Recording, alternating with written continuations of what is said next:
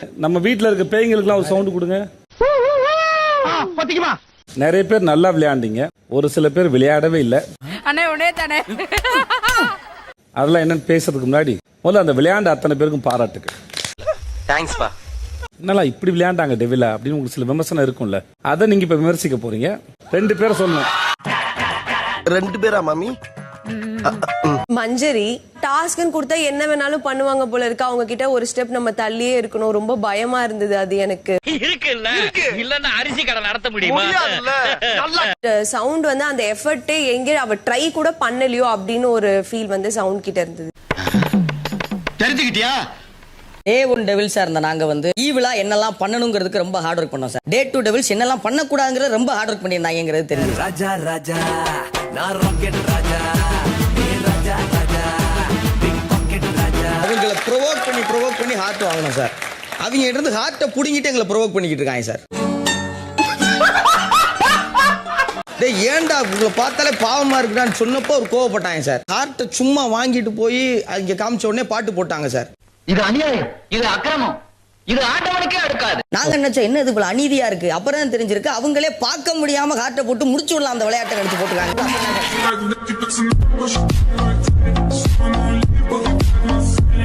இவங்கள பூரா பேயா நடிக்க சொன்னா வழிப்பறி கொள்ளையர்கள் நடிச்சுக்கலாம் சார். இவர்தான், இவருக்கு இதான் வேலை. ரஞ்சித் அண்ணே வந்து மீச பூர்வம்லாம் நல்லா இருந்துச்சு சார். பக்கத்துல இருந்து ஹேய் அப்படின்ட்டு சாப்பிட்டியா கண்ணு அப்படின்ட்டு அவர் வாட்டில் போயிட்டார் சார்.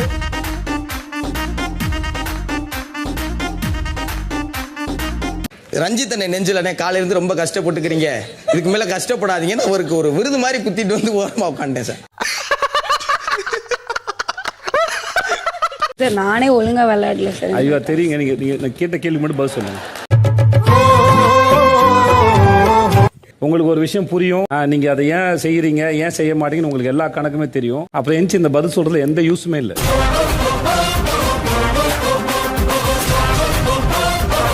அது ஈவலா இல்லாம ரஞ்சித் சாரா ஜெஃப்ரியை கொண்டு வந்து விளையாடினது எனக்கு பிடிக்கல. எப்படி விளையாண்டுக்கலாம் நினைக்கிறீங்க? யாரும் என்கிட்ட பெருசா ஜாக்லினுக்கு என்ன நடந்ததுங்கிற பத்தி நான் இங்க முதல்ல கேட்கவே இல்லை. கேள்வி உங்களுக்கு புரிஞ்சு நினைக்கிறேன். எனக்கு புரிஞ்சிச்சு. புரிஞ்சிச்சுங்களா? அப்ப அதுக்கு பதில் சொல்லுங்க. ஐயோ எந்த ட்ரெண்ட்ல பேசினாலும் எந்த ரூட்ல போனாலும் விடவே மாட்டேங்கிறானே, நான் என்ன பண்ணுவேன்? தெரியல சார், நான் தனியா ரூம்ல தான் சார் இருந்தேன். அப்படின்னா மொத்தமா அவங்க சைடுல வேற யாரும் பெருசா வேலை செய்யல, வந்து பாக்குற அளவுக்கு எதுவும் இல்லைன்னு சொல்ல வரீங்களா? அப்படி பச்சையா சொல்ல முடியாது, ஒரு யூகமா சொல்லலாம். சரி உட்காருங்க. போன வாரம் என்ன நடந்தது உங்களுக்கு தெரிஞ்சிச்சு. இவ்வளவு நேரம் பேசுறத வச்சு உங்களுக்கு ஒரு புரிதல் இருக்கும், அதனால முடிஞ்ச அளவுக்கு பேசாம இருக்கீங்களா? கண்டு விட்டாளையா, சூச்சமத்தை கண்டு விட்டாளே. என் டீம்ல எனக்கு பிரச்சனை இருந்துச்சு சார். ஒரு கேள்விக்கு ஒரு பதில் வாங்குறதுக்கு எதுக்குமா இவ்வளவு நேரம்? நிஜமா எனக்கு இவ்வளவுதான் சார் தோணுச்சு, அதனாலதான் சார். மயிலே இறகு போடல போட மாட்டீங்கடா, இதெல்லாம் புடிச்சு கால் எடுக்கல வச்சு அமுக்கி புடுங்கறதானே நீங்க தெரிஞ்சுவீங்க. எப்படி விளையாடும் போது சேஃபா விளையாண்டீங்களோ அந்த மாதிரி பதில் சொல்லும் போது நீங்க சேஃபா பதில் சொல்றீங்க, எனக்கு புரியுது. ஆனா என்ன பண்றது எனக்கு தெரியல. பாரு செய்யறதையும் செஞ்சு விட்டு குடிக்கிறத பாரு, திருவிழாவில காணாம போன புள்ள மாதிரி. ஒரு கேங்க ஒன்று ஃபார்ம் பண்ணிக்கிறீங்க இல்ல, உங்களுக்குள்ள வந்து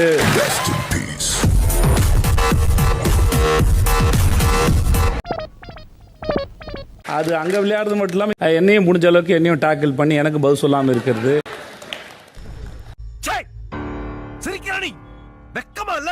கடைசியில் நம்ம எல்லாத்தையும் நம்ம பேசி முடிச்சுக்கப்புறம் ஆமா தப்பு பண்ணிட்டேன் தெரியாம நடந்துச்சு இப்படி எதையா ஒன்று சொல்லிட்டு உட்காந்துருது.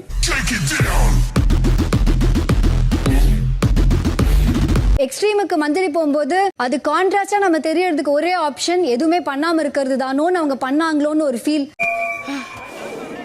பயமில்ல போட்டு விட்டுருச்சு.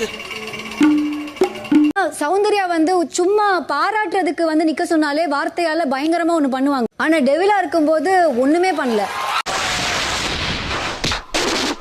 ஷூ தாண்டா ரீபோக்கு, ஆனா நான் போக்குடா. ஏஞ்சலா இருக்கும்போது ஜாக் பயங்கரமா கத்திட்டு வந்தாங்க. டெவிலா இருந்தாலும் அவங்க வேற மாதிரி ஸ்கோர் பண்றாங்க, ஏஞ்சலா இருக்கும்போது வேற மாதிரி ஸ்கோர் பண்றாங்கங்கிற மாதிரி ஃபீல் இருந்தது சார். பிளட் வருது பாத்தியாடா? அப்படியா? வரலையே சார், இங்க வருதுடா, இங்க வருது. வில்லன்கள் இல்லாத கதையில வர ஹீரோக்களின் கதை கேட்பதற்கு சுவாரஸ்யமாக இருக்காது. வீட்ல எலித்தொல்லை இருக்கிறது தான் சார் பூனைக்கு மவுஸ். அப்படியா? என்ன நொப்படியா? வாரம் அமைச்சரே சும்மா யோசிச்சு பாருங்க, ஒரு ராஜா இருந்தாரு, அப்புறம் கேட்போம். அப்புறம் டெய்லி நல்லா சாப்பிட்டு தூங்கிறாரு, அந்த கதையை கேட்க எங்க சுவாரஸ்யம் இருக்கா? ராஜாக்கு ஒரு 5-6 ஃப்ரெண்ட்ஸ் இருந்தாங்க, அது அவங்களாம் சேர்ந்து ஒரு கோவா கேங் வச்சுட்டு ஃபன் பண்ணிட்டு இருப்பாங்க. கேட்க நல்லா இருக்குமா?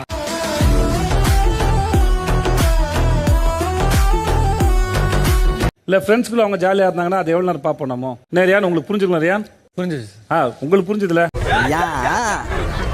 யா கோவா கேங் மட்டும் அப்படியே ஒண்ணா உட்காருங்க. செம்ம சீனிக்குது இன்னைக்கு. Jacqueline, Soundarya, Jeffrey, Ryan, Ranjith. Arun கடைசி சேர்ந்தாரு.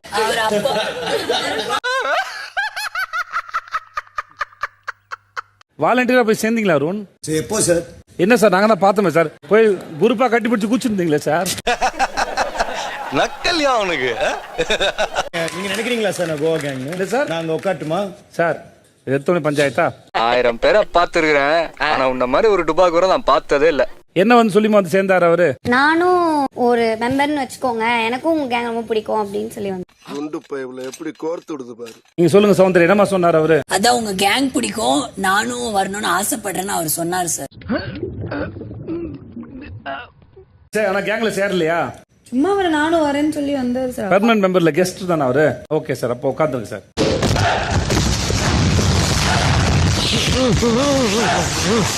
என்னையே முறைக்கிறீங்க அருண்? சார் முறைக்கல சார். ரியாக்ஷன் ஷாட்லாம் ஓகே பண்ணுவாங்களா அருண்? நீங்க நினைக்கிறது மூஞ்ச தெரிஞ்சு சார் அப்படி சொல்ல ஓகே பண்ணுவாங்க.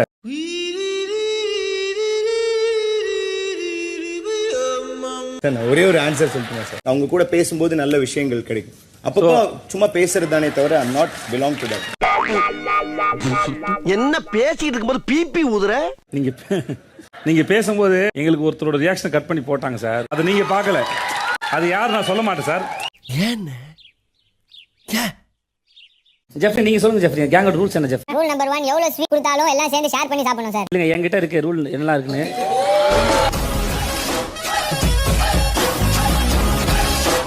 சார் ஒரு பீஸ் 5 ஸ்டார் இருந்தாலும் 5 பேருக்கும் பங்கு இருக்கணும்னு சொன்னாங்க. இவ்வளவு ஒன்று இருந்தாலும் சரி அதானே?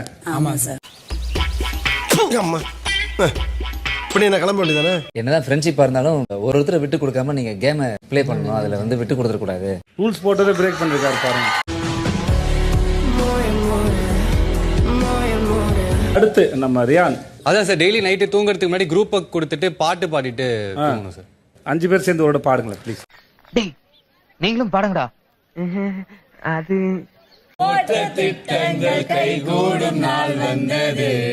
தூங்க போற மாதிரி இந்த பாட்டு பாடினா தூக்கம் வருமா சார்? ஜோக் இல்ல இல்லையா? மத்தவங்க முன்னாடி அது சொல்றதுக்கு சரியான ஆள் வந்து சௌந்தர்யா தான். நானா? என்ன கொடுத்துற நீ?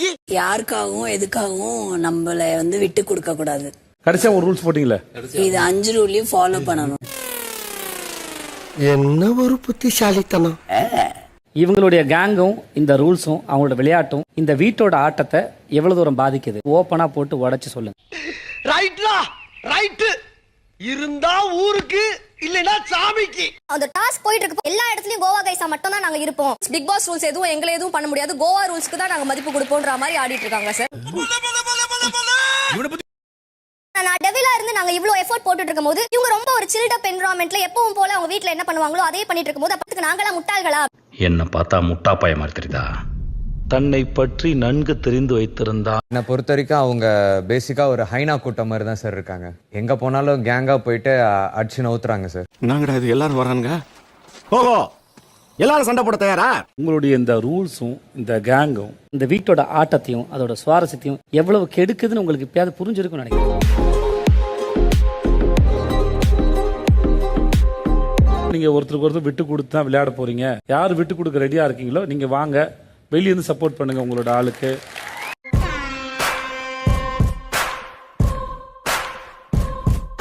இந்த பிக் பாஸ் வீட்டோட ஆட்டத்தை கெடுக்கிற இந்த ரூல்ஸை நான் வன்மையாக கண்டிக்கிறேன்.